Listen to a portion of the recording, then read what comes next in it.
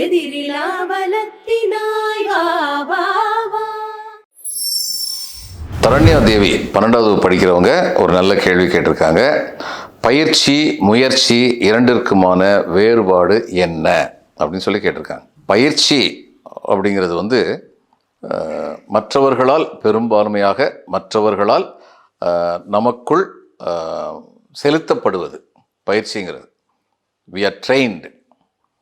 முயற்சிங்கிறது நமக்கு உள்ளிருந்து வர்றது. இந்த ரெண்டும் தான் வித்தியாசம்.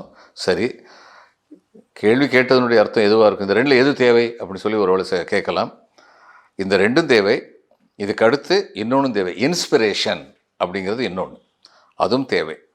நெப்போலியன்ட்டு வந்து ஒருக்கு கேட்டாங்க, உங்களுடைய வெற்றிக்கான காரணம் என்னன்னு கேட்டபோது அவர் என்ன சொன்னார், நீங்கள் வந்து ரொம்ப தனி திட்டம் வகுக்கிறவங்க, தனியாக எண்ணுபவர்கள், அதனால தான் உங்களுக்கு வந்து வெற்றி கிடைக்குன்னு சொன்னபோது அவர் சொன்னார், என்னுடைய வெற்றி காரணம் என்னென்னா 99% பெர்ஸ்பிரேஷன், 1% இன்ஸ்பிரேஷன்.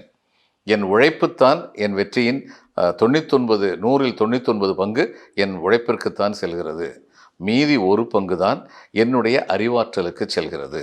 அறிவாற்றலின் காரணமாக என்னுடைய வெற்றி அமைவதற்கு ஒரு பங்கு தான், 1% தான், 1 விழுக்காடு தான்.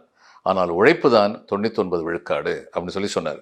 இதில் முக்கியமாக தெரிஞ்சுக்க வேண்டியது என்னென்னா, 100 விழுக்காடும் வெறும் உழைப்பாக இருந்தால் உங்களுக்கு கிடைக்க வேண்டிய வெற்றி நிச்சயமாக கிடைக்கும் என்று உறுதி சொல்ல முடியாது. அதை விட்டு உட்கார்ந்து கொண்டு கற்பனை செய்து கொண்டே இருந்தால், ஐ எம் இன்ஸ்பயர்டு என்று சொல்லியிருந்தால் அதிலும் உங்களுக்கு கிடைக்க வேண்டிய வெற்றி கிடைக்காமல் போய்விடும். இந்த ரெண்டுமே வந்து நமக்கு வந்து ரொம்ப முக்கியம். முயற்சி அப்படிங்கிறது வந்து இன்ஸ்பிரேஷனுக்கும் முயற்சிக்கும் ரொம்ப ஒற்றுமை. They are not identical, but they are similar. பயிற்சி அப்படிங்கிறது வந்து உங்களுடைய உழைப்பை வந்து எடுத்துக்கலாம். அதனால் வாழ்க்கையில் வந்து ரெண்டுக்கும் வேறுபாடு இருக்குது. ஆனால் ரெண்டும் சேர்ந்து இருக்கும் பொழுது தான் வாழ்க்கையில் வந்து நம்ம வந்து வெற்றிகளை அடைய முடியும். சரியா? ஒளியிழந்த நாட்டிலே நின்றேனும் உதய ஞாயிறொப்பவே வா